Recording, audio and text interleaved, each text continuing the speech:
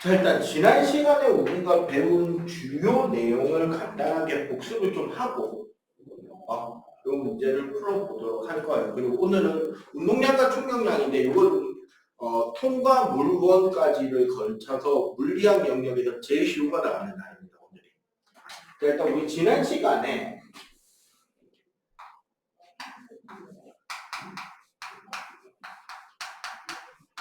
등속 직선 운동과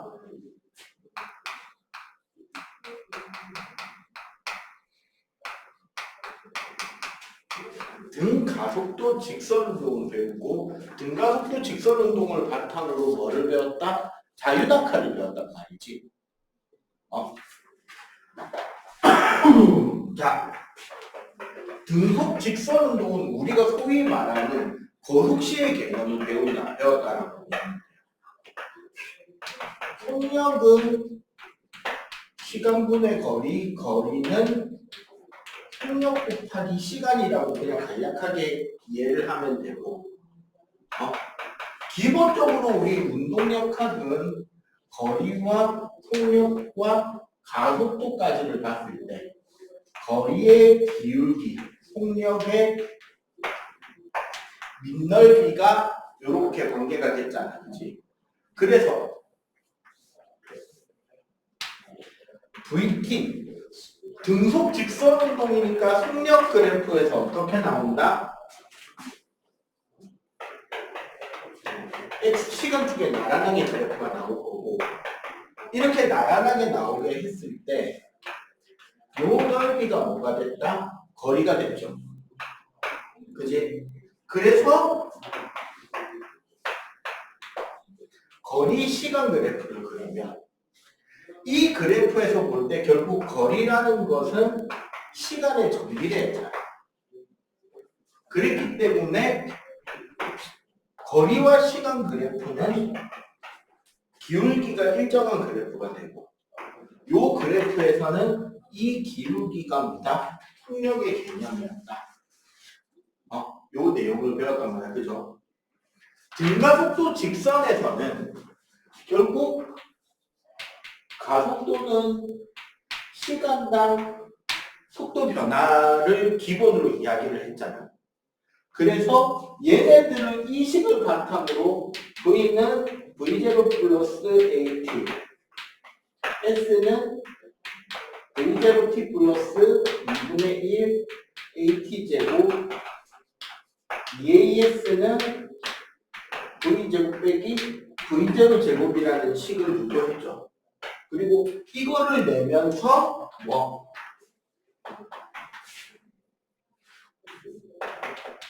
평균 속도는 2분의 V 플러스 V0라는 것까지 같이 이야기를 했던 거고.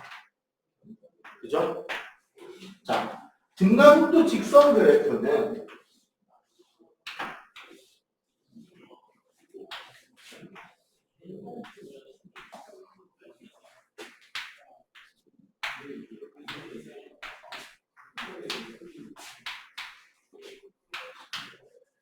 VT 그래프가 속도 그래프가 이렇게 요렇게 네 가지 형태로 나올 수 있어요. 왜? 속도가 마이너스일 수 있잖아요. 자, 여기 속도가 마이너스다. 무슨 소리다? 뒤로 돌아오고 있다라는 소리가 되는 거지. 그렇게 됐을 때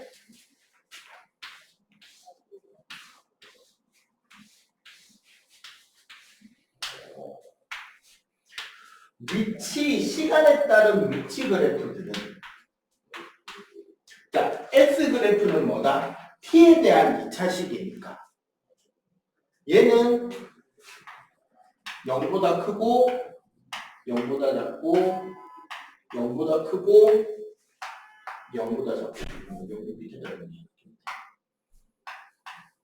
그런데 요 넓이가 S잖아.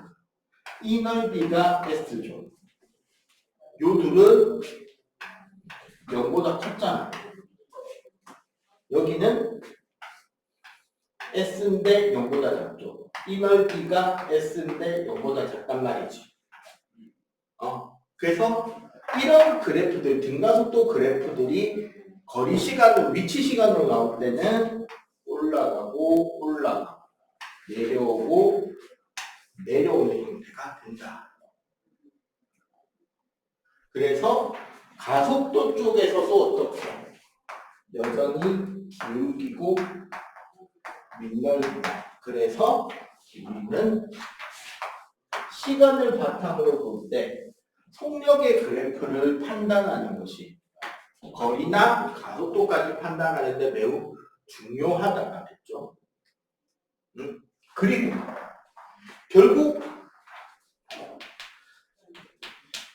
자유낙하 운동은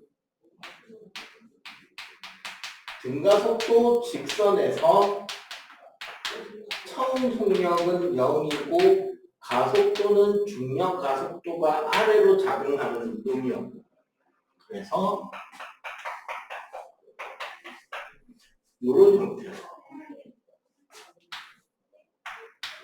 VT 그래프가 그려졌던 거고, 수평으로 던져진 물체의 경우는 Y축으로가 처음 속도가 0, 가속도는 중력 가속도인데 X축으로는 처음 속도가 0이 아닌데 가속도가 0이.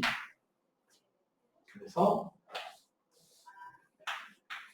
VX 그래프와 Y 그래프에서 이렇게 나타났죠. 그지?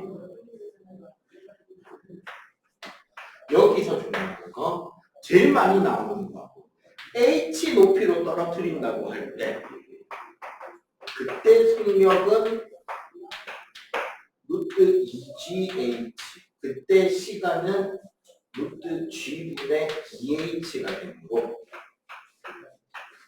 여기서 똑같이 H 떨어진다. 그때 걸리는 시간이 루트 G분의 2H였으니까 여기도 루트 G분의 2H가 돼서 요 거리, 실제 수평으로 날아가는 거리는 Vx 루트 G분의 2H, 즉 수평으로 던져지는 속력과 거리가 비례하고 떨어뜨린 높이의 제곱근에 비례한다. 날아가는 거리는 뭐 이런 것들을 우리가 지난 시간에 주요 내용을 그래프로 빠르게 한번 훑어보자면 이런 내용들을 배웠어요. 그지? 제대로 복습 안 했을 거니까 요거는 한번 필기를 하고 원래 오늘 과제로 내려고 했던 문제들을 같이 한번 풀어보도록 할게요. 자, 빨리 필기. 근데 그 짝은 안 돼서. 자, 1번. 직선상에 운동하는 역학용 수레를 0.2초 간격으로 찍은 것이다. 이거 등가속도 운동이죠. 지금 저 딱 봐도 점점 빨라진다. 그지?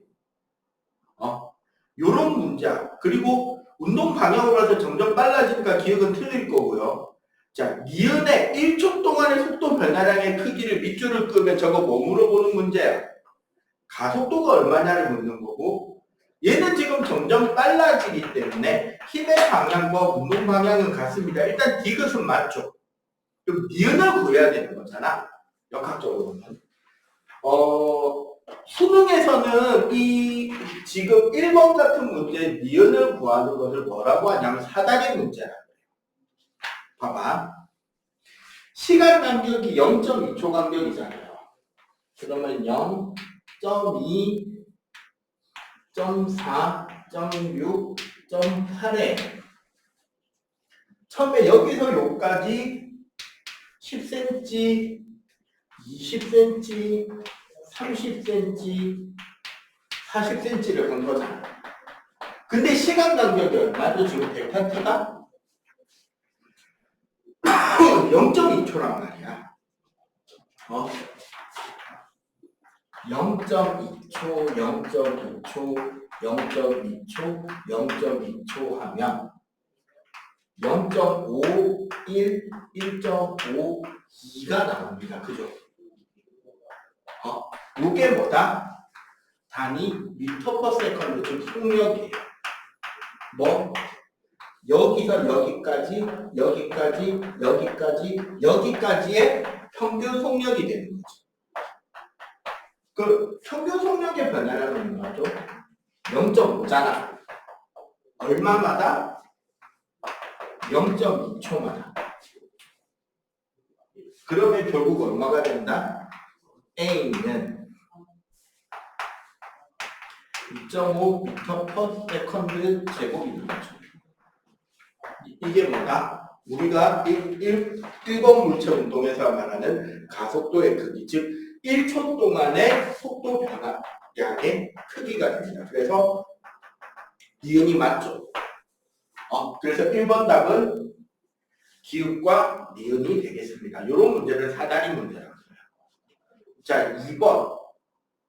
A를 자유낙하시킨 순간 B를 수평으로 20m/s로 던졌더니 1초 뒤에 충돌했다. AB 운동에 대해서 말하시오. 충돌 직전 A의 속력은, 자,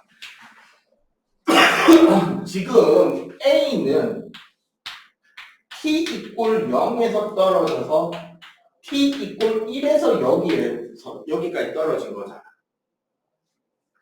그러면 얘는 자유낙하니까 V는 GT죠. 근데 문제에서 G를 얼마로 잡으랬어요? 얘 10으로 잡으랬네. 여기서까지 떨어지는데 몇 초 걸렸다? 1초. 그럼 얘 속력은 10m/s죠. 2번에 1번. 자, B는 여기서 이렇게 1초 만에 갔는데 요 길이가 X잖아. 맞지? 그럼 우리 아까 자유낙하 그래프 생각해 보세요. 요 X가 VXT잖아요. 맞지? 그리고 1초일 때 속력이 10이죠. 그럼 요 삼각형 넓이가 뭐가 된다? 요 길이 H가 되는 거지. 따지고 보면 얘는 몇 미터? 5미터고. VX 얼마랬어요, 문제? 20이 됐네. 여기서 여기로 던지면 VX 21이잖아. 여기 시간 몇 초다? 1초네. 그럼 X는 얼마? 20m가 나오지. 그죠? 그러면은 1번의 속력은 10m/s, 2번의 거리는 X는 20m, 3번에 자, B의 속력을 2배로 하면 20m를 가는데 속력이 2배가 되면 몇 초 만에 충돌한다? 0.5초 만에 날아가겠죠. 그러면 이렇게 보면 얘가 이렇게 반으로 줄 거 아니에요. 그러면 어차피 얘 자유낙하 그래프나 얘 후직 운동 그래프나 똑같이 요만큼만 떨어지면 될 거 아니에요. 자, 이 큰 삼각형이 몇 미터? 5미터였어요. 그럼 충돌하는 시간은 절반이 되니까 0.5초가 되겠네. 지금 시간만 물어보네요. 만약에 요 속력을 2배로 했을 때 여기서 때려박게 되는데 요 거리를 물어본다면 4분의 5m가 되겠죠. 도형적으로 요 작은 삼각형을 그리고 하는 거니까 이렇게 그리고 맞지? 이거냐? 자, 2번 다 풀이가 됐습니다. 오케이? 뭐 메모할 것은 빨리 메모하고. 자, 메모 빨리. 그냥 공식 외우니까 넘어가면 되겠죠? 아까 마침 또 적기도 했고. 자, 4번 문제는 봐봐. 오른쪽 그림과 같이 전 P에서 5m/s로 빗면을 밀어 올렸는데 최고 높이로 올라갔다가 3m/s가 됐다. P에서 Q까지 이동하는 데 걸린 시간은 4초다. 가속도의 크기를 구하라. 여기서 이제 우리가 문제를 잘 볼 때 얘가 올라가는 속도가 5m/s고 여기서 내려오는 속력이 3m/s잖아. 그치? 여기서 이거를 내가 왜 내려올 때 속력이라고 표현을 했냐면 얘를 속도로 표현하려면 3이라고 해야 돼요? 마이너스 3이라고 해야 돼요? 마이너스 3이 되겠지. 요거 알고 있느냐를 물어보는 문제예요. 이 문제는. 그러면 봐봐. 이 운동의 무슨 그래프?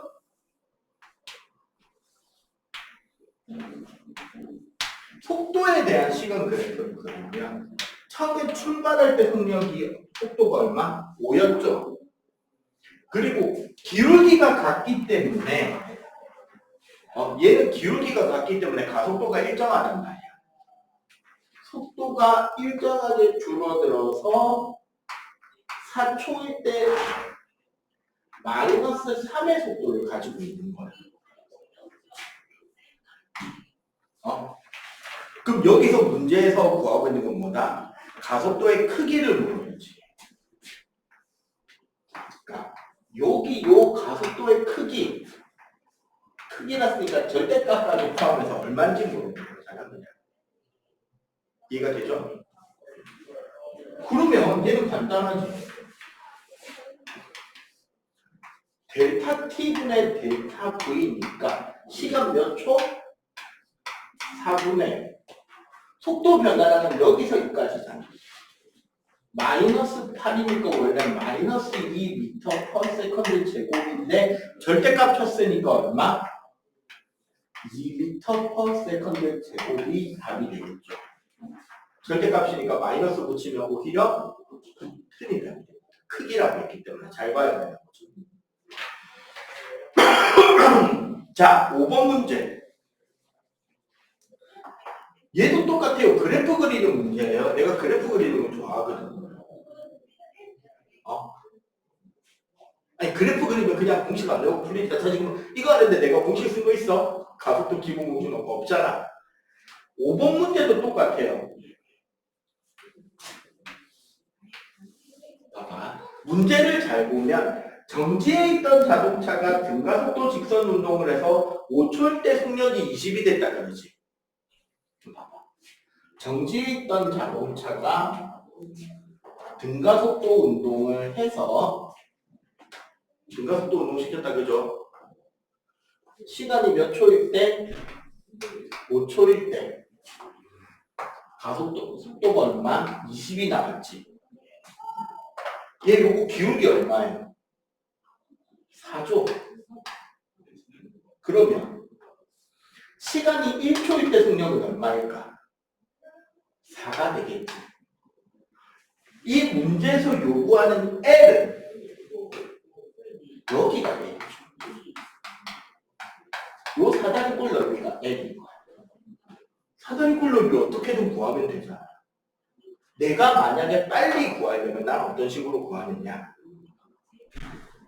자, 여기 처음 속력이 4, 나중 속력이 20이면 요 가운데 평균 속력 얼마 나와요? 합쳐서 반 나누면 되지 얼마? 10이지. 요거 시간 몇 초예요? 4초잖아. 그래서 4초니까. 그럼 이 사다리꼴의 넓이는 결국 이 사각형 넓이랑 어떻다? 같죠? 그럼 이거 넓이 얼마? 48m. 이렇게 가는 거야. 예. 학교 어디 지금 생각하고 있어요? 어디서? 어디? 자사. 배우들만 합니다. 수능 네가 쳐야 되는 수능은 통과 수능인데 통과 수능은 이제 요거까지 나온단 말이에요. 물원하고 중력자까지. 문제가 어떻게 나오고 시간이 어떻게 배치될지는 모르겠는데 한 가지는 똑같아요. 대부분 한 문제에 1.5분 줘요. 그러면은 실제로 문제 레벨을 쉬운 문제와 어려운 문제를 고려할 때 어려운 문제는 문제 레벨이 높은 게 아니라 내용이 어려운 게 아니라 시간을 많이 잡아먹는 게 어려운 문제가 돼요. 그러면 최대한 간단한 문제를 짧은 시간에 처리하는 제일 좋은 방법은 이거예요. 공식 떠올리고 할 해서 그냥 문제에서 시키는 대로 그래프 딱 그려서 어디인지 표시해가지고 그거 넓이면 어떻게 공부하면 돼? 주어진 데이터. 확실히 빠르죠, 계산보다. 눈에 확 띄고 실수 나올 리도 없고. 됐지? 그럼 48번 갑니다. 그럼 5번 문제. A와 B의 속력은 시간에 따라 나타난 것이다. 자, 이거 봐봐. 5번 문제는 심지어 A고 얘가 B야. SA 빼기 SB 이거 구하는 소리야. 근데 이거 구하려면 어떻게 하면 돼? 큰 삼각형에서 작은 삼각형 빼면 돼. 자, 큰 삼각형 20이고 4니까 SA는 40m, SB는 10이고 3이니까 SB는 15m 빼면 25m. 끝. 과하게 어렵지는 않은데 풀이하는 요령이 생겨야 되는 문제들이긴 했어요. 이제 요령이 없는 단계에서는 하나하나씩을 놓고 노가다 해가면서 부딪혀보는 건데 사실 이 시험의 내 목적은 그래프 제발 좀 그리는 연습하자라고 아이들한테 강조하려고 되는 거예요. 알겠어요? 이해가 되지? 자, 요거마저 풀이 과정 표시를 해주시고요. 물원도 그렇고 통과도 그렇고 역학 파트 물원과 통과의 가장 큰 차이가 너희들 중3 때 배운 역학적 에너지 보존 있죠. 그게 통과에 없어요. 그리고 너희들 때는 연력학도 없어요. 열효율에서 끝나거든. 통과도 그렇고 물원도 그렇고. 그러면은 통과 수능을 볼 때 가장 어렵게 까다롭게 낼 수 있는 부분이 방금 우리가 지난 시간에 배운 중경장 운동. 그러니까 자유낙하나 빗면에서 굴러 내려오는 문제, 굴려 올리는 문제. 이거 응용 문제가 지금 수능 문제 그대로 갖다 쓸 수 있거든, 대부분. 그거거나 아니면 운동량과 충격량. 이거는 통과에 있는 운동량, 충격량이랑 물리학에 있는 운동량, 충격량이랑 내용이 그냥 똑같아요. 설명 하나 차이 없이 똑같아요. 즉, 지금 수능 문제 그대로 갖다가 풀릴 수 있어요. 다행인 건 뭐냐? 물리원 역학 파트에서 이 내용이 제일 쉬워요. 되게 계산이나 이런 것들 단순하니까 보고 따라오면 됩니다. 알겠죠? 자, 그 역학에서 가장 중요한 포인트는 가속도였어요, 사실은. 그래서 원래 물리학 수업이라고 가정한다면 이게 통과가 아니라 우리가 첫 시간에 배우는 개념이 가속도라는 것은 시간당 속도 변화의 크기가 가속도였던 거고 그 뒤에 뉴턴의 운동 법칙에서 질량당 받는 힘의 크기가 가속도였다는 거예요. 그래서 여기를 1차 시에 배우고 여기를 2차 시에 배우고 물리 원이면 근데 두 번째 거는 우리가 빠지고 그냥 힘이 대략적으로 뭔지만 배우고 힘에 의해서 운동 상태가 어떻게 변한다까지만 이야기하고 지나갔잖아요. 지난 시간에. 원래는 그게 이제 물체에다가 놓고 가속도 크기 다 구하고를 물리학 원에서 하는데 통과해서는 안 한단 말이야. 그냥 빨라진다 느려진다까지만 이야기를 한다고. 오늘 하는 부분은 어디냐? 여기에 요 두 식을 연결하는 거죠. 공식은. 그럼 봐봐. 델타 t분의 델타 v 벡터는 n분의 f 벡터라는 소리잖아. 그냥 가속도는 있고 풀어본다면. 이 식을 풀면 어떤 식이 나오죠? 분모를 없애면, 선생님은 분모 싫어하니까 분모를 없애면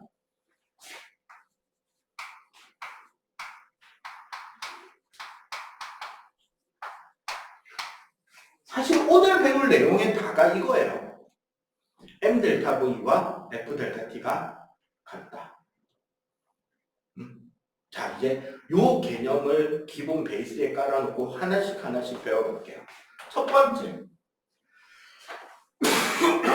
운동량입니다.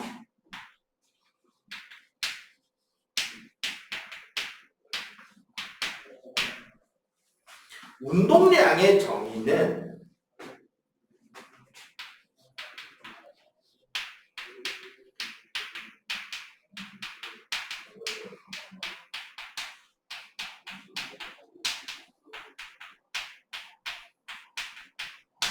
운동 중인 물체가 지니게 되는 물리량이고 운동의 효과이자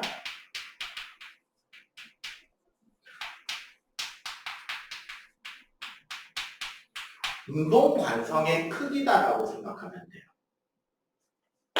따지고 보면 봐봐.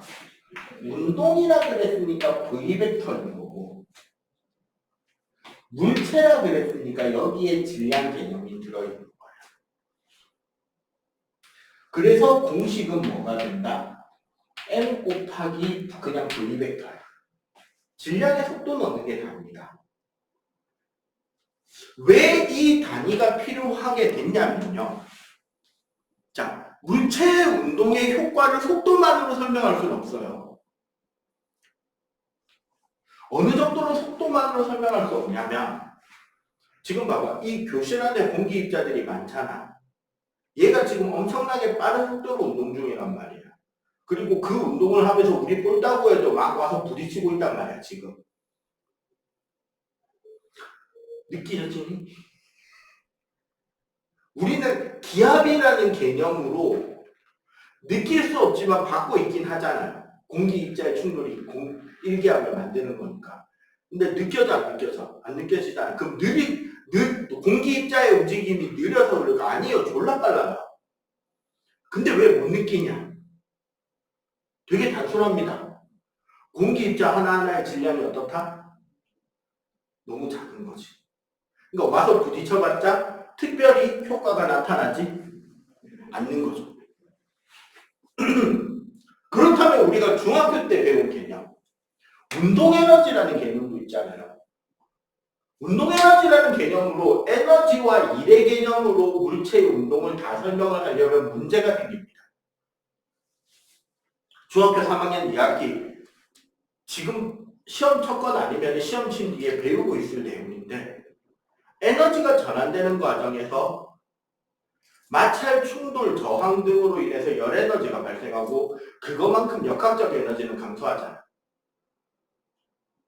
그러면 어떤 물체와 물체의 상호작용이 있기 전의 상태를 가지고 상호작용 후의 상태를 순수하게 에너지만으로 추정해 볼 수가 있나? 해볼 수도 없거니요. 한다 그래도 얼마만큼 새어나가는지에 대한 계산이나 감을 규정하지 못한다면 예측값과 실험값이 전혀 딴 크기가 나와버릴 거 아니야. 그럼 그렇게 하면 돼요? 안 돼요? 안 되지. 그렇기 때문에 어떻게 한다? 그 둘을 만족할 수 있는 새로운 물리적 단위 개념을 만드는 게 운동량이에요. 되게 단순합니다. 공식 풀이는 너무 쉬워요. 봐봐. 2kg짜리 물체가 지금 3m/s의 속도를 가지고 운동을 하고 있어요. 우리가 딱 관측한 순간 처음의 운동량 P0는 얼마라고 말하면 될까요? 단순해. 공식이 뭐야? 질량의 속도 곱한 거잖아. 그럼 그냥 곱하면 돼요. 2kg에 3이니까 6. 얘는 이거와 관련해서 특별한 업적을 남긴 과학자가 또 없어요. 과학자가 있으면 그 과학자 이름이 단위일 거 아니야. 없으면 어떻게 되냐? 공식이 단위고 단위가 공식이 돼요. 자, 얘 공식이 뭐야? 질량 곱하기 속도였죠. 그럼 단위가 뭐가 된다? 킬로그램 미터 퍼 세컨드가 그냥 단위예요. 그럼 얘는 얼마? 6 킬로그램 미터 퍼 세컨드가 운동량의 크기가 되는 거지. 오늘 배워야 될 공식 4개 중에 하나였습니다. 안 어렵지 않을까지는? 자, 두 번째. 이게 네오 뒤에 있는데 여기서 미리 하는 게 맞아요. 충격량.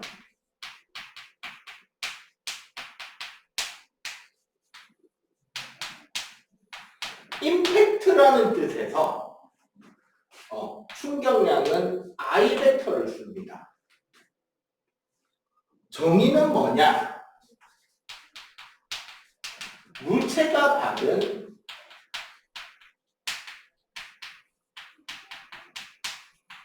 충격의 총량인데 이 충격의 총량은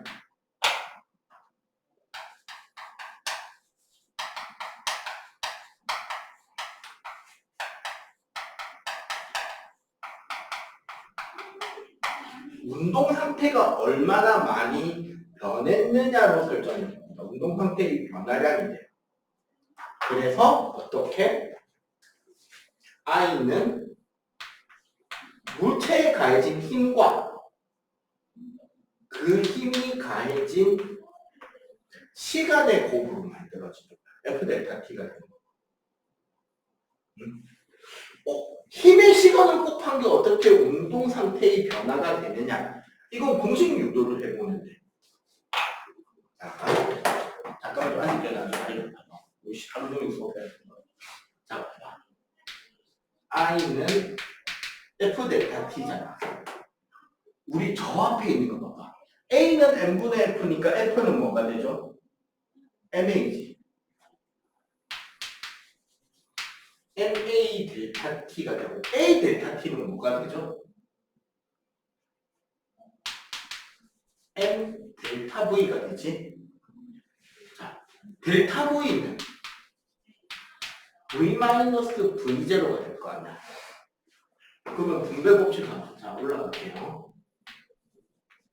MV-MV0가 되지? 맞지? P-P0네. 그럼 뭐가 돼? 델타 P. 그죠? 그래서 충격량은 F 델타 T가 되고 얘도 특별히 별도의 단위가 있는 건 아니야. 그러면은 공식 그대로 단위를 적으면 되겠지. 그래서 충격량 단위는 뉴턴 세컨드가 됩니다. 오케이?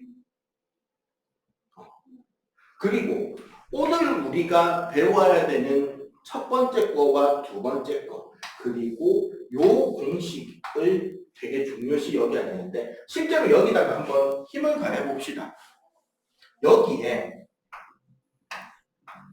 6N의 힘을 2초 동안 줬다고 치자고. 그러면 내가 가한 충격량의 크기는 얼마가 되죠? 두 개 곱하면 되잖아. FT니까. 충격량의 크기는 12Nm 세컨드가 돼요. 오케이?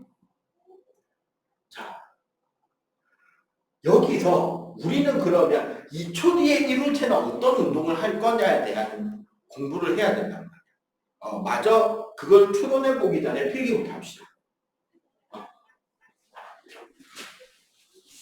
쉬었다고 꼬맹이 오면 말도 나가면 되겠네. 자, 요거 봐봐.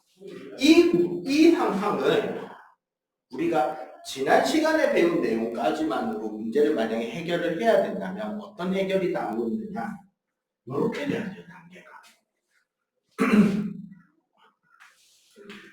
2kg짜리 물체에 6N의 힘이 가해지는 거잖아. 그러면 A는 N분의 F니까 얼마? 3m/s 제곱이 되고. 자, 나중 속도는 처음 속도 더하기 가속도 곱하기 시간이 돼야 되니까 얘가 처음 속도죠. 3 더하기 3 곱하기 2라서 얼마? 9m/s가 돼야 돼요. 요렇게 두 단계를 거쳐서 운동량, 충격량을 쓰지 않고 그 다음에 요렇게 풀어야 돼. 근데 우리 요 네모친 공식 있잖아요, 여기. 이 공식을 보면 어떻게 된다? P는 P0 플러스 I가 되죠. 맞지?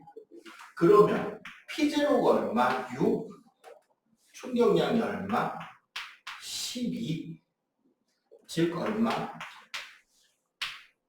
18 kg/s/가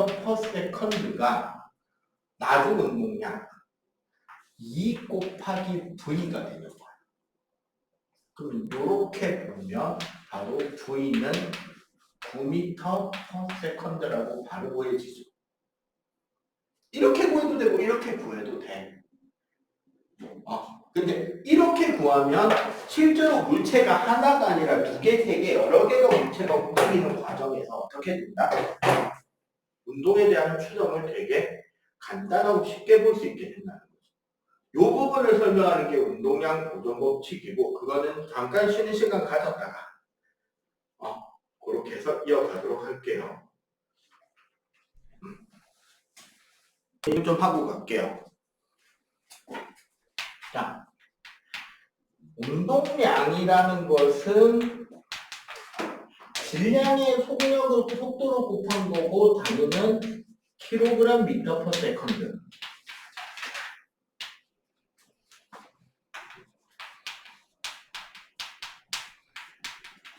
충격량이라는 녀석은 힘의 시간을 곱한 것으로 단위는 뉴턴/세컨드. 근데 얘가 뭐다? 운동량의 변화량이더라. 그지? 그리고 이게 무슨 소리다? 사실 이 단위랑 이 단위는 같은 단위라는 소리예요. 단위가 같다는 건 무슨 소리냐? 더하거나 빼도 상관없다는 소리입니다. 원래 단위가 같아야지만 더하거나 뺄 수 있어요. 그래서 선생님이 늘 주장하고 웃기는 게 BMI 지수는 과학적인 지수가 아니라는 거지. 야, 키랑 몸무게를 더하거나 빼면 돼, 안 돼? 뭐 키에서 몸무게 빼면 돼요, 안 돼요? 안 되잖아, 과학적으로. 다른 단위를 어떻게 빼? 근데 BMI 지수는 그걸 빼고 있단 말이지. 그러니까 과학적 단위가 아닌 거야. 라고 비만인 선생님은 우기고 있는 겁니다. 자, 운동량과 충격량에 대한 계산 연습을 했던 거니 좀 이따가 이제 보내고 나서 뒤에 이제 정리시켜서 갈 거고, 이 운동량과 충격량의 과정에서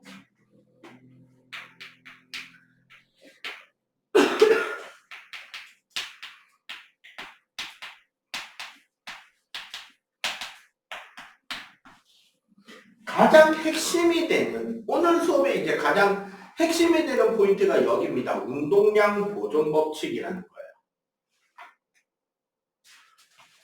거예요. 앞에 관성이 나오긴 하는데 관성은 좀 이따가 설명을 따로 할게요. 운동량 보존 법칙이란 요런 우리 상상을 좀 해볼까요? 질량이 M1인 물체가 V1의 속도로 앞서가고 있는 질량인 M2가 V2의 속도로 가고 있는 물체를 따라잡으려고 굴러가고 움직이고 있어요. 시간이 지나면 어떻게 될까? 이 두 물체는 따라잡혀서 M1과 M2는 충돌하겠죠. 자, 충돌을 할 때 M1이 M2의 운동 방향으로 힘 F를 가하게 된다면 어떤 일이 일어나냐? M2도 M1을 향해 운동 반대 방향으로 F를 가하게 됩니다. 양쪽의 힘의 크기는 반드시 어떻게 된다? 똑같은 힘이 가해져요. 왜? 작용 반작용이기 때문에. 1번이 2번에게 주는 힘의 크기와 2번이 1번에게 돌려주는 힘의 크기는 어떻다? 작용 반작용과 같아요. 근데 이건 우리는 벡터로 인식을 해야 되기 때문에 얘가 마이너스 F가 돼요. 그리고 A가 B에게 힘을 가하는 시간이 델타 T였다면 2번이 1번에게 다시 힘을 돌려주는 시간도 델타 T겠죠. 이런 충돌이 생기고 충돌 이후 M1인 물체는 V1 프라임으로 속도가 좀 줄 거고 M2인 물체는 V2 프라임으로 속도가 늘게 됩니다. 이거를 가장 적나라하게 보여주는 그 스포츠가 쇼트트랙이죠. 쇼트트랙 그 선수교대 어떻게 해? 타치할 때 계주에서 막 타고 가다 쭉 가면 뒤에 선수가 와서 그 앞에 선수 교대 받을 선수가 타고 가면 뒤에서 따라붙어서 엉덩이 쫙 밀어주고 앞 사람 팍 튕겨 나가고 뒤에 밀어준 사람 들어오고 이렇게 교대하잖아요. 그게 이거예요. 그거 생각하면 돼. 자, 그럼 요 과정에서 우리가 운동량과 충격량이 충격량 공식에서 나온 공식, 나중 운동량은 처음 운동량 더하기 충격량이라는 요 공식. 이 공식을 여기에 적용해보면 어떻게 되느냐. 잘 봐봐. 자, P0가 두 물체의 처음의 운동량은 어떻게 된다? 얘는 M1 V1이죠. 얘는 M2 V2잖아. 책 보지 마세요. 책보다 내 칠판 봐. 칠판이 더 간단해. 이 두 물체가 각각 받은 충격량의 크기는 얘는 마이너스 F 델타 T를 받았죠. 얘는 플러스 F 델타 T를 받았단 말이야. 이 과정에서 결국 얘는 어떻게 된다? 나중에 운동량은 M1 V1 프라임이 되고 얘는 M2 V2 프라임이 된단 말이죠. 이 운동 변화를 이렇게 반으로 나눠서 한번 관측을 해 정리를 하잖아. 그럼 어떻게 되느냐? 잘 보세요. M1 V1 마이너스 F 델타 T는 M1 V1 프라임이 되지.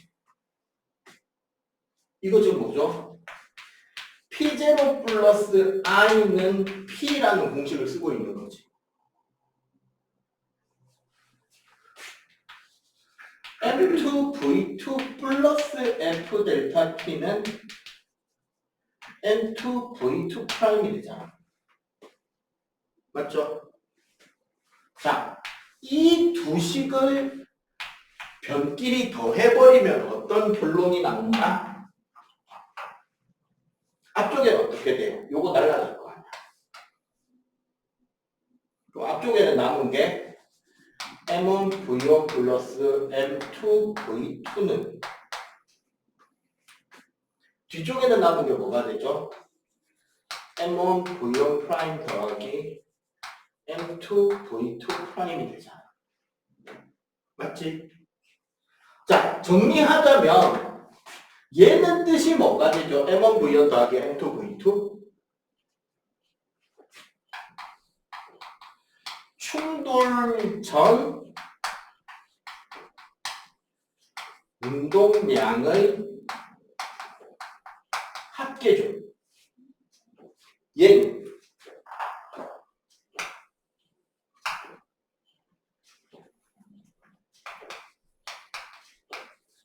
충돌 후 운동량의 합이잖아. 이 둘이 어떻다고? 얘랑 얘가 같잖아. 즉 질량이 고려되지 않았기 때문에 운동을 정확하게 설명할 수 없었던 속도만 가지고 운동을 설명하는 거야. 에너지 전환 과정에서 옆으로 새는 에너지가 많기 때문에 다른 물체와 충돌이나 상호작용할 때 쓰지 못하는 운동 에너지와 달리 운동량은 충돌을 하더라도 충돌 전후의 운동량의 크기가 어떻게 된다? 보존이 된다는 거죠. 특히 이 유형 말고 다양한 요 결론 상태, 이 결론 상태 말고도 다양하게 저 값을 대신해 놓을 수 있다는 거죠. 충돌하고 났더니 물체 두 개가 한 덩어리가 돼서 V로 굴러갔다면, 혹은 M1은 멈추고 M2만 V로 튕겨갔다면, 혹은 M1은 뒤로 튕기고 M2는 앞으로 튕겼다면 다양한 조합이 나올 수 있잖아요. 맞지? 이때도 각각 식이 어떻게 된다? 여기는 M1 플러스 M2V, 여기는 M1 곱하기 0 더하기 M2V. 이 경우는 여기가 V1 프라임, 여기가 V2 프라임이에요. 마이너스 M1 V1 프라임 더하기 M2 V2 프라임이라는 형태로. 요 뒤에 부분 요 값 대신에 얘가 들어갈 수도 있고 얘가 들어갈 수도 있고 얘가 들어갈 수도 있겠죠. 충돌로 나오는 결과를 그대로 담백하게 운동량 공식으로 만들어서 넣어도 그 값이 항상 어때야 된다? 같다라는 거예요. 그걸 우리는 운동량 보존 법칙이라고 이야기를 하는 겁니다. 요게 물리 원 단계까지는 직선상에서 그냥 직선의 충돌을 이야기를 한단 말이야. 나중에 물리학 2가 되면 뭐가 되느냐면요. 알까기가 돼버려요. 물체를 놓고 얘를 이렇게 박아서 얘가 몇 도로 어느 속도로 튕겨나간다면 얘는 몇 도로 어느 속도로 튕겨나가느냐가 계산이 된다는 거지. 이거를 많이 풀다가 본능적으로 계산을 잘하면 이제 알까기라든가 당구에 눈을 뜨게 되죠. 근데 사실은 당구 잘 친다고 이 문제 잘 푸는 건 아니다. 수식적 계산. 근데 요 개념이 실제로 실생활에 적용이 되는 일이 생깁니다. 실생활이 아니라 과학계에서. 아폴로 계획을 세웠을 때 미국 나사에 부딪힌 가장 큰 문제가 뭐였냐면요. 초속 11km를 어떻게 만들어낼 것이냐였어요. 우리 지난 시간에 뉴턴의 대포하면서 초속 8km로 물체를 쏘면 어떻게 된다고 배웠어요? 떨어지지 않고 지구를 스치듯이 한 바퀴 돌 수 있다고 배웠잖아. 지구 주위를 떨어지지 않고 돌긴 하지만 지구를 벗어날 수 있는 속도는 아니잖아요. 그럼 완전히 지구 중력을 뿌리치고 벗어나서 돌아오지 않아도 되는 속도는 얼마가 필요하냐를 계산했더니 초속 11.2km가 필요했어요. 근데 이 속도의 값이 너무 컸기 때문에 큰 문제에 봉착합니다. 그 속도를 내기 위한 세계에서 가장 강력한 로켓 엔진인 세턴5라는 로켓을 만들어요. BZ 어쩌고저쩌고 해가지고 F1 엔진이라는 걸 만들고 그거 5개를 묶어서 세턴5라는 초대형 로켓을 만들었어. 엔진 시스템을. 그리고 그 엔진을 가지고 초속 11.2km를 내려고 했더니 문제가 발생하는 겁니다. 그 속도까지 그 엔진으로 가속하려고 하니까 연료랑 산소가 너무 많이 필요해. 그래서 연료랑 산소를 그만큼 싣고 나니까 로켓 무게가 너무 무거운 거야. 무게고 무거워. 질량이 무거우면 어떻게 돼요? 가속도가 안 생기지. 이 가속도가 부족하니까 어떻게 된다? 시간이 더 오래 걸리고 시간이 더 오래 걸리니까 산소와 연료가 더 많이 필요해. 근데 산소와 연료를 더 많이 넣었더니 더 무거워져서 더 가속도가 안 나와. 이 딜레마죠 이거는. 무한 루프가 들어가 버리잖아. 그거를 미국에서 어떻게 해결을 해냈느냐.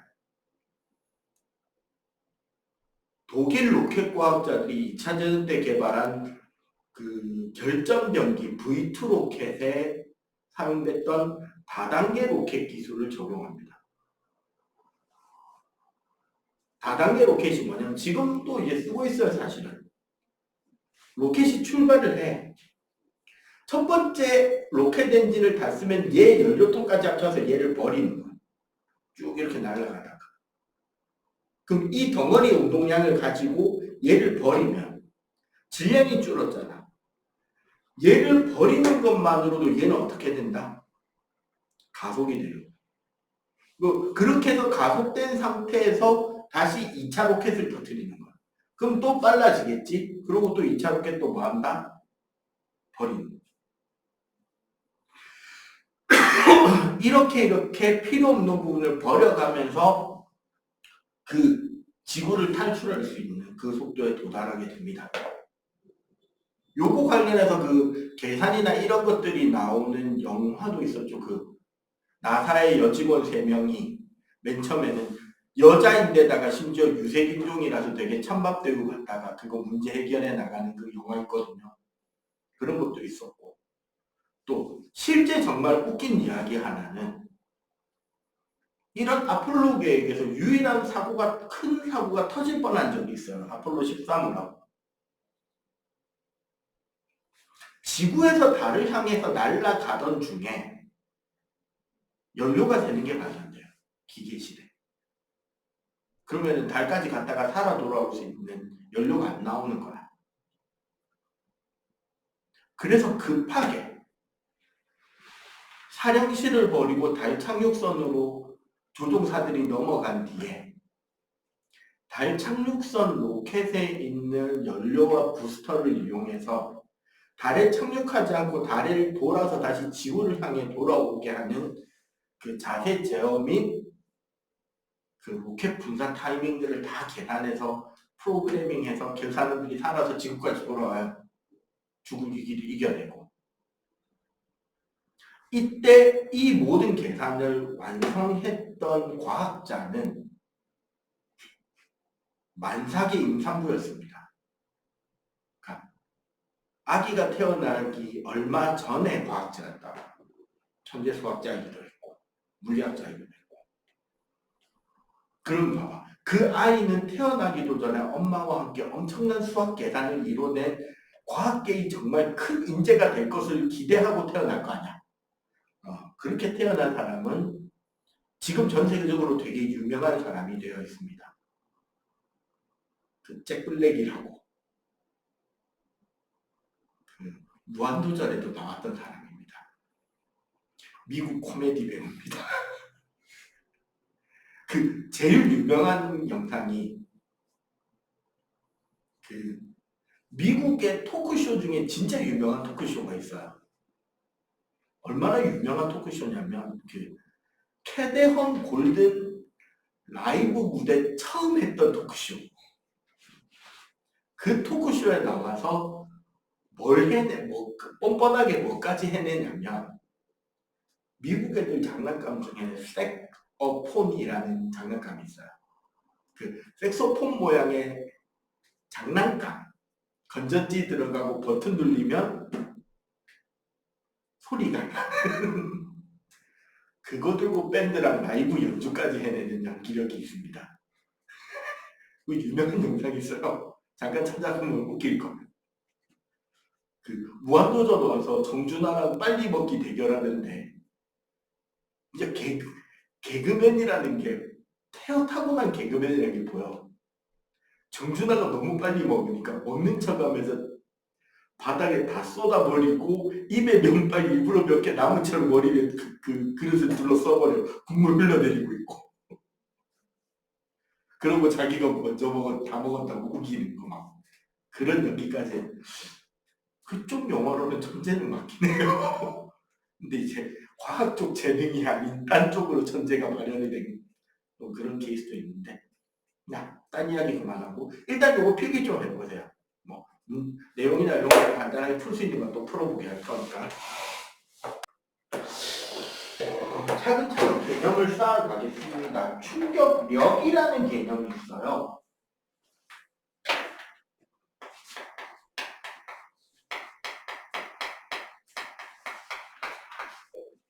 어쨌거나 힘이잖아, 힘.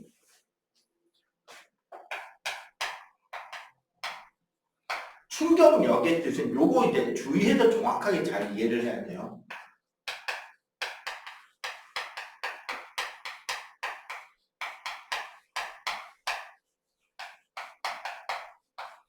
충격을 받는 동안 물체가 받게 되는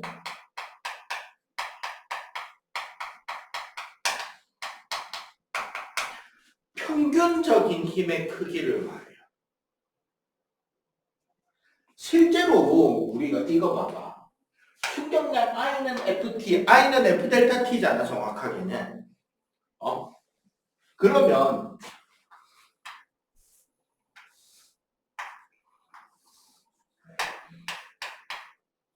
FT 그래프에서, 힘과 시간의 그래프에서 물체의 힘이 이렇게 가해지면 여기에 시간을 이렇게 준다면 생각해보면 이 사각형의 넓이가 바로 충격량이 될 거 아니야. F 곱하기 T니까. 얘가 F고 얘가 델타 T니까 요거는 I가 되겠죠. 충격량이 되는데 문제는 이런 식으로 힘이 전달되지 않는다는 거예요. 실제로 힘이 전달될 때는. 그럼 어떻게 전달된다? 실제로는 마치 도수분포 그래프처럼 이런 식으로 힘이 전달됩니다. 그래도 우리 지난 시간에 속도시간 그래프 할 때 배웠잖아요. 결국 이런 것도 요 밑에 이 넓이를 이런 식으로 구간을 나눠서 계산을 해보면 결국 이 밑넓이 합계가 바로 뭐다? 충격량이 된다는 거지. 그럼 여기서 평균 힘이란 어떻게 되는 거냐? 이 곡면 밑에 넓이와 똑같아지는 요 사각형 넓이의 값이 충격량 F가 되겠죠. 요 넓이가 같아지는 게 충격량 F 값이 될 텐데 사실 이 충격력이라는 개념과 직접 연결이 되는 개념이 바로 뭐냐면 안전입니다. 그래프만 가지고 짜릿함을 상상할 수 있게 한다는 건 재밌는 재능이고 물리학을 공부하는 사람들만이 공감할 수 있는 재미예요. 학교에서 재난 수영했죠. 얘 중학생이라서 안 하나? 하지 않나? 그래도 1년에 1, 2년에 한 번씩은 그 재난 수영이 아니라 생존 수영. 중학생들은 안 하나? 초등학교 때는 했죠. 그 생존 수영하러 수영장에 가면 하지 말라는 게 두 가지가 있습니다. 뭐랑 뭐죠? 수영장에서 금지하는 행동 두 가지. 뛰지 마시오. 하나 더는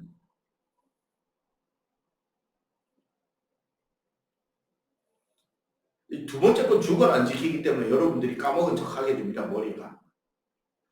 다이빙 금지예요. 왜 다이빙 금지시킬까? 물에 뛰어드는 건데. 왜 다이빙을 금지시키는지를 그래프만 가지고 설득해 드릴게요. 그림과 그래프만 가지고. 자, 우리 요거 생각해보자.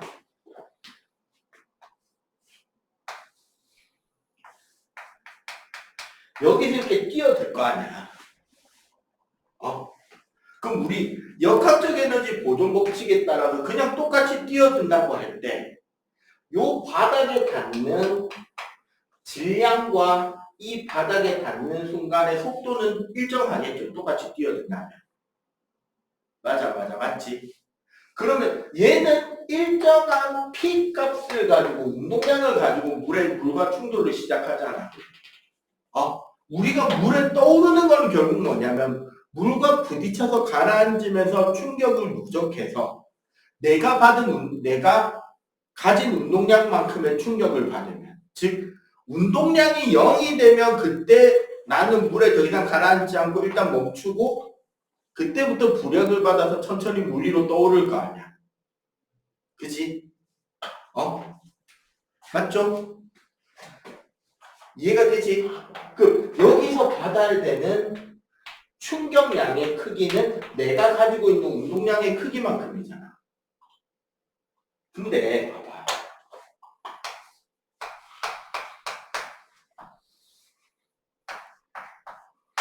다이빙에 성공을 하잖아요. 다이빙에 성공하면 언제 멈춰요, 몸이? 쭉 들어가서 멈추거나 아니면 쭉 들어가서 주 앞에 가서 나와서 멈추게 되죠. 그러면 물에서 멈출 때까지 힘을 받는 시간이 어때? 쭉 길어지면서 받지.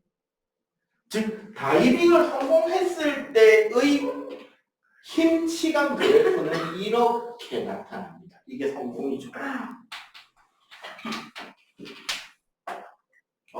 그러면 이때 받는 최대 힘이나 혹은 충격력이라 해봐야 별로 안 크잖아. 다이빙을 실패한 건 우리가 뭐라고 부르죠? 배치기라고 합니다. 혹은 덤블링을 시도하다가 등으로 떨어지는 놈들도 있죠. 배치기 혹은 등치기가 되겠지. 자, 철포도 끝났죠? 시간이 어때? 철포도 끝이잖아. 시간이 길다 짧다? 짧죠? 자, 물에 닿는 순간에서 충돌이 멈추는 순간에 시간이 짧아요. 그럼 이 시간 동안 충격을 받아야 되는데 즉 그래프 아래쪽 면적이 어때야 돼? 이 그래프와 똑같은 그래프를 그려야 되지. 그럼 그래프를 어떻게 그려야 돼요? 그렇지. 쭉 내려가야 되지. 이 넓이와 이 넓이가 같아지게 힘이 가해진단 말이에요. 아프겠냐? 안 아프겠냐? 아플 수밖에 없죠. 그거 생각해보면 돼. 농구할 때 리바운드하고 착지할 때 우리 어떻게 착지해? 딱 땅에 발이 닿을 때부터 발목, 무릎, 허리를 전체적으로 싹 굽히면서 이렇게 내려오잖아. 각종 우리 운동화 브랜드에 보면 충격을 흡수해주는 시스템은 다양하게 있죠. 뭐 나이키 에어라든가, 뭐 아디다스의 부스트라든가, 뉴발란스도 있고, 언더아머도 있고, 뭐 다 있단 말이에요. 브랜드마다. 우리가 충격을 흡수하는 시스템의 공통점은 뭐예요? 푹신하다고 느낀다는 거지. 근데 사실 푹신함의 핵심은 이게 푹신하기 때문이 아니라 뭐다? 내가 발이 멈춰질 때까지 시간이 어떻다? 완전히 발이 딱 멈출 때까지 시간을 어떻게 해주는 효과가 있다? 길게 빼주는 효과가 있다. 그러니까 어떻게 된다? 그 충격을 긴 시간 동안 나눠받게 되니까. 그거 생각, 여름철에 친구들하고 물풍선 던지고 받기 노래한다 생각해봐. 안 터뜨리고 받으면 어떻게 받아야 돼?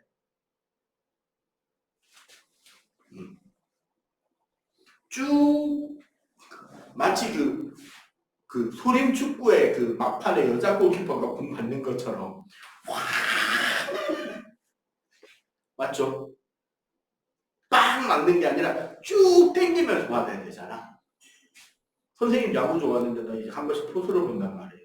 원래 포수로 시작을 해서 요즘은 이제 어깨도 안 좋고 입수도 와서 포수자라 부르는데 빠른 직구 날로를 빵 이렇게 못 받아요. 그럼 나도 손 나가.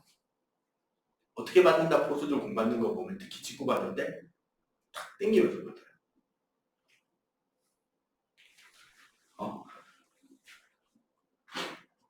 왜 이렇게 당기면서 받는다? 여러분들 학교에서 농구 시험 칠 때 패스 주고받기 할 때 그냥 이렇게 해서 받으면 손가락 나가잖아. 어떻게 받아? 당기면서 받잖아요. 이게 전부 다 뭐다? 안전을 위해서 충격을 흡수하기 위한 방법입니다. 실제로 선생님이 가졌던 트라우마도 하나 있어요. 운동량과 충격량 관련해서. 실제로 경험한 건데 이론적 트라우마. 선생님이 대학생 때 대한민국에서 가장 많이 팔린 차종은 그 H모터스의 S 모델입니다. H모터스의 S로 시작하는 모델이 있어요. 한때 개인 택시로 진짜 인기 있던 차종이었는데 중간에 디자이너가 차 디자인을 매기로 만들어버리는 바람에 쫄딱 망한 차종입니다. 같은 차급의 그 K모터스에는 과학 오흑이라고 있습니다.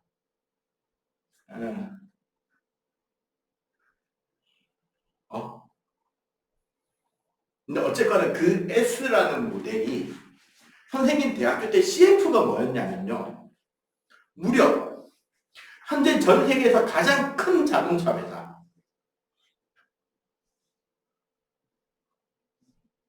독일 V사예요. 발음이 피읍으로 납니다. 독일어 발음 V는. 폭응바겐사의 산하에 있는 D라는 자동차 회사가 있죠. 그 동그라미 4개 있는 거. 그 사의 6 모델과 급은 같은 급이에요. 수준 말고 크기. 차 크기는 S모델과 6모델이 같은 급이야. 딱. CF가 무려 뭐였냐면 당연히 CG겠지만 두 차를 양쪽에서 그 충돌 시험장에서 가속기에 얹어서 달려오게 한 뒤에 정면 충돌을 시키는 거예요. 두 차를. 그렇게 빵 충돌하면 어떻게 되느냐. 독일 6 모델은 독일 수입차의 6 모델은 앞에 엔진룸 부분이 쫙 찌그러져 들어가는 모습이 나와요. 근데 무려 H모터스의 S모델은 하나도 안 찌그러지고 독일차를 그대로 팍 밀고 들어가는 그 모습이 나온 거야. CF 모델을 연출한 그 연출자, 각본가의 생각은 우리 H모터스의 차가 이만큼이나 수입차보다 더 튼튼하고 강하다라는 거를 이미지적으로 형상화시키고 싶었겠죠. 공대 출신인 나는 그거 보고 경악을 했습니다. 와 씨발 S 탔다가 사고 나면 돼지겠네. 왜 그런 결론에 다다르느냐. 여러분들 놀이동산에서 범버카 한 번 정도는 타봤죠? 맞지? 자, 범버카와 S 모델을 비교합시다. 범버카는 가볍다, 무겁다? 질량이 작죠? 승용차보다 작을 거 아니야. 빨라요, 느려요? 범버카는 느리죠. S 모델은 빠르죠. 놀이동산에서 범버카 탈 때 제일 지능적으로 재미있게 타는 방법은 친구들과 개싸움하는 중앙을 피해서 사이드라인으로 크게 돌면서 속도를 붙인 뒤에 개난전 중인 친구의 45도 뒤쪽을 온몸에 무게를 실어서 꽝 들이받으면 되지. 측후방에서. 그럼 뭐를 볼 수 있다? 친구의 디스크가 실시간으로 터지는 모습을 볼 수 있죠. 욱! 막 허리 꺾이는 거 바로 보이잖아요. 빠르냐? 아니요. 무겁냐? 아니요. 운동량이 커요? 아니죠. 근데 내가 멈추면서 그 운동량에 의한 충격을 난전 중인 친구놈 허리에 그대로 갖다 꽂을 수 있지. 왜? 범벅하는 찌그러져 안 찌그러져? 안 찌그러지니까요. 그래서 애가 허리가 꺾였잖아. 아까 그 소나타 찌그러졌어? 안 찌그러졌어? CF에서. 안 찌그러졌죠.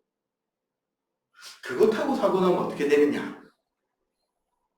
야, 농구 점프하고 리바운드하고 착지해야 되는데 네 신발이 운동화가 아니라 남학신이면 네 발바닥 어떨까요? 점프를 달리기 하다가 점프하고 착지해야 됩니다. 멀리뛰기 착지나. 아니면은 담뛰기 하면서 우리 이거 뭐냐? 띵트라고 착지하는데 신발이 갑자기 운동화가 아니라 남학신이야. 바닥이 매트리스 없어. 시멘트 바닥이야. 그 발목이 남아나겠냐? 아찔하죠?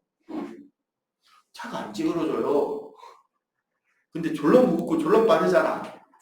충격은 누가 받아가라는 소리야. 안에 타고 있는 사람이 받아야 된다는 소리죠. 타고 사고 나면 되시겠다는 생각에서 진짜 그때부터 그 모델이 차 디자인 디자인이 완전히 바뀌는 딱 그 다음 모델의 소나타가 나올 때까지 사실은 그 뒤에 지금까지도 선생님이 소나타 타는 거 별로 안 좋아합니다. 왜? 사고 나면 되시겠구나는 생각이 드는 거야. 분명 장담하던데 그 CF 각본식 놈 문과일 겁니다. 차는 잘 찌그러져야 돼요. 여기서 쉽게 찌그러져야 돼요가 아니라 잘 찌그러져야 돼요.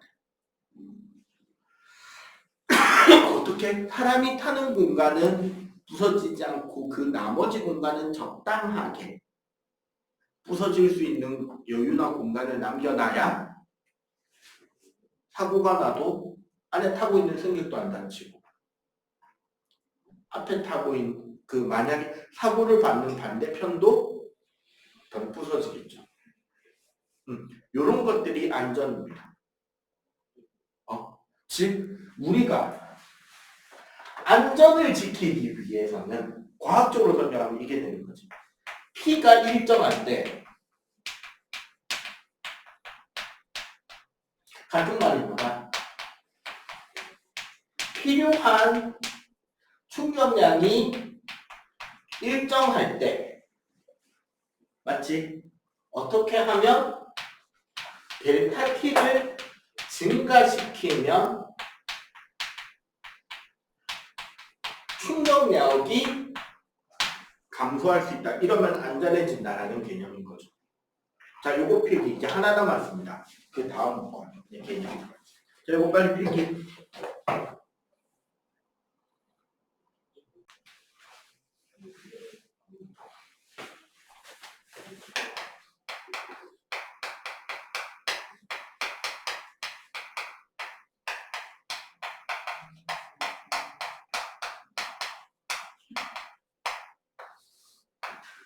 충격량을 증가시켜야 될 때도 있겠죠. 운동량을 더 크게 주고 싶을 때. 언제가 있느냐? 첫 번째가 열병기. 보통 우리가 화기라고 부르는 거 있죠. 총이나 대포. 사거리를 더 크게 만들고 싶으면 어떻게 하면 된다? 사거리를 증가시키는 제일 쉬운 방법. 총알이나 포탄의 위력을 증가시키는 제일 쉬운 방법은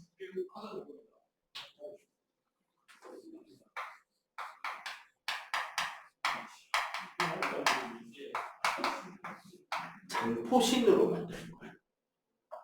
포의 길이를 어떻게 한다? 포나 총의 길이를 더 길게 만드는 거예요. 강한 저격 총일수록 총의 길이가 어때? 길죠. 왜?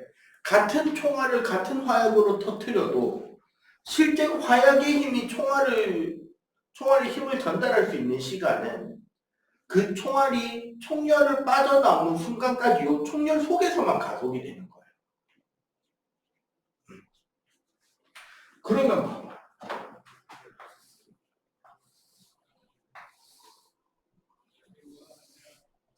실제로 우리 총알 보면 앞에 이렇게 이제 뾰족한 한두 부분이 있고 요 뒤에 한 창에 들어있는 요건 그냥 다 화약이란 말이에요. 우리 총알 같은 거 그림 보면 보통 요렇게 생겼잖아. 이 전체가 날아가는 게 아니고 요 앞에 있는 요만한 쇠쪽은 요거 하나만 날아가요. 요 안에는 다 화약이 들어있는 거야. 이 화약의 폭발력으로 요 총탄이 여기서 여기까지, 이 총탄이 여기서 여기까지 나가는 동안만 밀어줄 수 있는 거야. 그럼 이게 길어지면 길어질수록 총알을 뭐하는 밀어줄 수 있는 시간이 점 몇 초라도 더 길어지겠지. 그러면 요 끝에서 딱 총알이 튕겨 나오는 순간 이 총알의 속력은 훨씬 더 이게 길어질수록 빨라지겠죠. 그리고 이게 빠르다는 거는 그만큼 멀리 날아갈 수 있고 그만큼 정확하게 갖다 꽂을 수 있다는 뜻이 됩니다. 단, 그럼 무한정 길게 하면 좋지 않냐고 생각할 수 있는데 너무 길면 무겁고 다루기 불편해지고 얘가 중력 때문에 휘어지는 등 여러 가지 문제가 생기니까 감당할 수 있는 범위 하에서 길게 뺀단 말이에요. 그렇겠지? 그리고 이거와 똑같은 원리가 우리 운동에서 말하는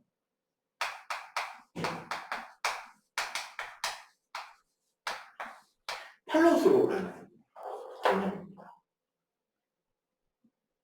학교에서 팁을 해봤죠? 아니면 축구공 공 차기도 해봤을 거 아니야. 배드민턴도 쳐봤을 거고. 자, 팁을 한다고 할 때 공을 여기 놓고 친다고 여기서 딱 멈추나? 어떻게 해, 스윙을? 끝까지 확 돌려버리죠. 골프도 그렇잖아. 골프 치는 사람들 보면. 공 여기 놓고 친다고 여기서 딱 멈추는 사람 없잖아요. 어떻게 해? 끝까지 돌리지. 축구도 공 여기 놓고 찬다고 딱 차고 여기서 멈추는 사람 있어? 없잖아. 전부 다 어떻게 해?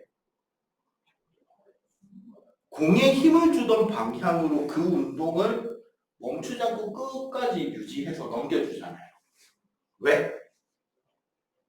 그래야지 그 물체에 힘이 가해지는 시간이 점 몇 초라도 어떻게 된다? 더 길어지는 거야. 그래야 그 공이 그 물체가 훨씬 더 빠르게, 강하게 우리가 원하는 운동을 한다는 거지. 극단적인 예를 들어볼까요? 농구할 때 우리 공 드리블 하잖아. 유치원 때나 초등학교 저학년 때 드리블을 어떻게 했는지 기억해요? 유치원 애들 공 드리블 하려면 어떻게 해? 공 빠르게 튕기고 싶다고 공을 때려요, 손으로. 세게 튕겨 아니면 세게 안 튕겨져. 세게 때리는 거에 비해서 공이 세게 튕기진 않잖아. 근데 중학교 한 2학년, 3학년쯤 되면 나름 노하우나 짬밥이 생겨서 농구 잘하는 애들은 공을 어떻게 하기 시작해? 밀죠. 쭉 해서 쭉 밀지. 손목하고 팔꿈치하고 다 써서. 이렇게 공을 쭉쭉 밀면 공이 어떻게 튕겨요? 팡팡 튕기잖아. 둘 다 어떻다? F가 일정한 상태에서 T를 증가시킴으로써 충격량, 즉 운동량의 변화를 증가시키게 된다. 그러면 통합과학에서 이 내용으로 문제가 뭐가 나오냐? 아까 안전하고 얘하고 둘 다 델타 T를 증가시키는 부분이 같잖아. 그러니까 섞어놓으면 어떻게 되는 문제가 생긴다? 헷갈릴 수 있다. 그래서 요 두 부분이 안 헷갈려야 됩니다. 요거 풀고, 자, 요거 필기 마저 하고, 자, 지금 어디를 풀어보냐면, 173쪽 한번 풀어보세요. 그 뒤에 내용 읽어보고. 자, 마지막, 우리 관성입니다. 뉴턴 운동법칙 1법칙에서 이 관성과 관성력이라는 개념에서의 관성은 다른 거예요.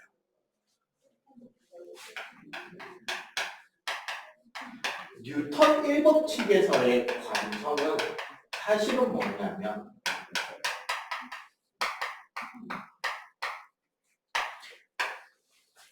물체에 가해지는 합력이 0일 때 저절로 뭐가 된다? 가속도가 0이 되고 가속도가 0이 되면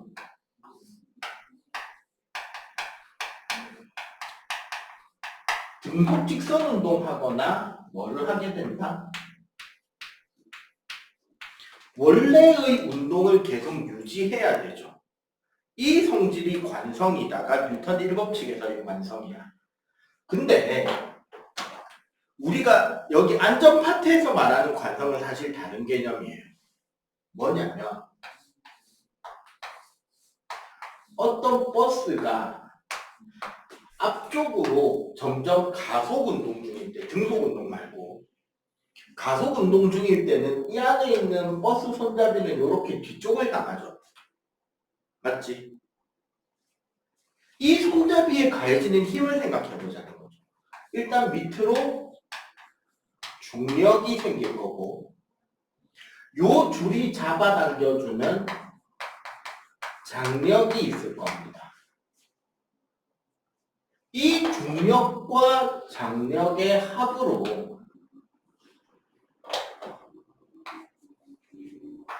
실제 이 물체는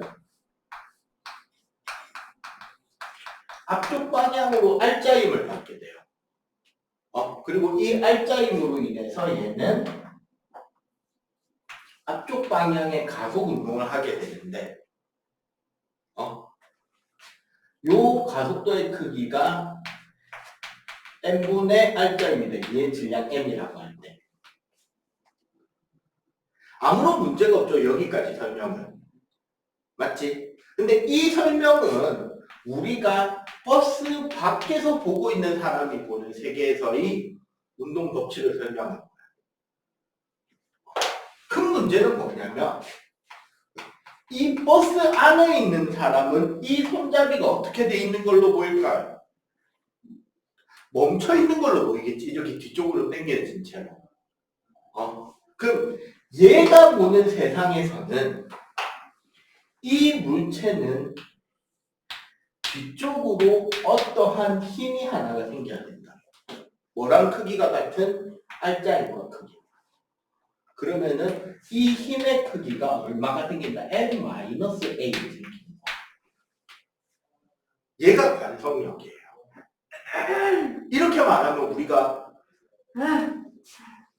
이 힘이 진짜 있는 것처럼 생각되잖아. 아니야. 그냥 얘만 이렇게 느끼는 거야. 좀 이따가 이제 수업 마치고 내려갈 거 아니야. 엘리베이터에 사람 없으면 부끄러울 수 있으니까 한번 테스트 해보세요. 봐봐.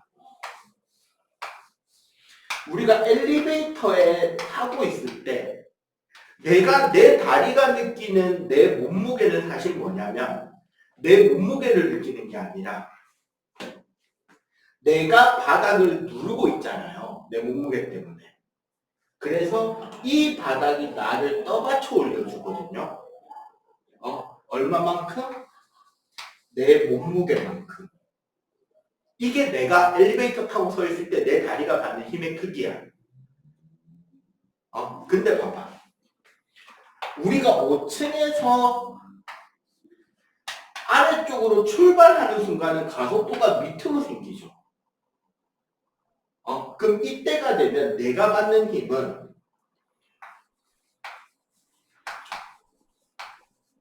요만큼 돼서 내 몸무게가 마치 어떻게 되는 것처럼 느껴진다. 5층에서 출발하는 순간은 가벼워지는 것처럼 느껴지겠지. 왜? 중력 가속도가 얼마가 되는 건데? 이게 내 몸무게가 되니까 m은 g-a만큼 가벼워진 것처럼 느낀다. 근데 1층에 도착하게 되면 어떻게 돼? 위쪽으로 가속도가 생기잖아. 그럼 이때 내 다리가 받아야 되는 수직항력 힘의 크기는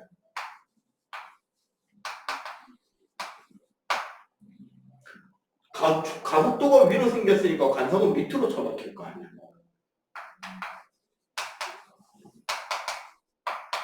요만큼 커져버려요. 그래서 무슨 장난치면 재밌냐? 네 가방이나 이런 거를 이렇게 들고 있는 거야. 이렇게 팔을 수평으로 해가지고. 아니면 앞으로 들고 있어도 돼요. 아니면 다리 힘에 자신이 있으면 스쿼트 자세 하고 있어도 돼. 1층에 도착하는 타이밍에. 1층에 땡 도착하면 주저앉을 겁니다. 아니면 허벅지 앞쪽이 존나 땡기거나. 아니면 이렇게 들고 있을 때 땡 돌아서 툭 내려갑니다. 딱 도착하는 순간, 느려지는 순간. 왜? 관성력이 엘리베이터에 타고 있는 이 사람에게만, 엘리베이터에 타고 있는 얘한테만 마치 그 힘이 존재하는 것처럼 느껴지는 거야. 실제 힘이 있다 없다? 없어요. 그럼 우리 자이로 드롭은 왜 재밌냐? 자이로 드롭은 어떻게 돼? 내가 타고 있는 의자가 밑으로 자유낙하해버리잖아. 그럼 이때 받는 힘은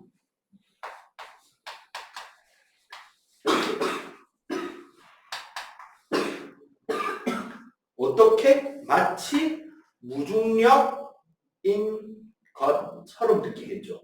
근데 무중력이야? 그 우스갯소리 있잖아요. 엘리베이터 추락할 때 살아남는 방법. 땅에 충돌하기 직전에 점프하면 된다. 되겠냐? 된다 안 된다? 안 된다.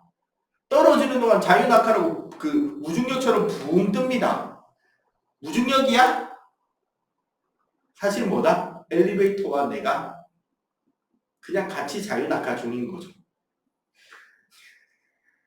실제로 이거 비행기에도 있어요. 무중력 체험 비행기. 옛날에 무한도전도 갔다 왔는데. 여객기안을 개조해서 만들었는데 벽에 좀 더 매트리스 붙여가지고 비행기가 이륙해서 최고 높이로 올라간 뒤에 자유낙하에 버금가는 속도로 꼬라박힙니다. 그럼 얘가 확 떨어지는 몇 분 동안 비행기 안이 뭐가 된다? 무중력이 돼요. 그러고 다시 쫙 올라갑니다. 올라가는 동안은 중력이 커지겠지. 다시 꼬라박는 동안은 뭐? 무중력이 돼요. 이걸 오르락내리락 하다가 이게 장락합니다. 유튜브에 보면 제로 G 하면 그 안에서 체험하는 사람들 어떻게 되는지 그 영상도 있어요. 한번 보면 재밌어요. 근데 사실 그게 뭐다? 관성인 거지. 그럼 우리 원운동 한다고 생각해봐. 원운동을 한다면 실제 힘은 어디로 가해져야 돼요? 원의 중심을 향해져야 되지. 그럼 원래 가속도도 어디로 생겨요? 원의 중심을 향해 생기잖아. 그러면 이 힘에 대한 관성력은 원 바깥으로 튕기는 것처럼 힘을 받죠. 그걸 우리는 뭐라고 불러요? 원심력이라고 하지. 존재하는 힘이다 아니다? 아니다. 그거 그냥 관성이다. 됐죠? 자, 그래서 위에 관성, 질량, 왜? n-a였잖아. 운동량, 충격량, 운동량, 반비례, 길게. 1번에 니은, 리을, 2번에 4.5, 3번에 555x, 4번에 15kg/s, 5번에 같다, 크다, 6번에 기억, 니은, 리을, 미역. 오케이? 요 뒤에 저기 내신 만점 문제에서부터 뒤에 거 쭉 풀어오시면 되고요. 니네 이제 앞에 거 설명 좀 듣자. 보겠습니다.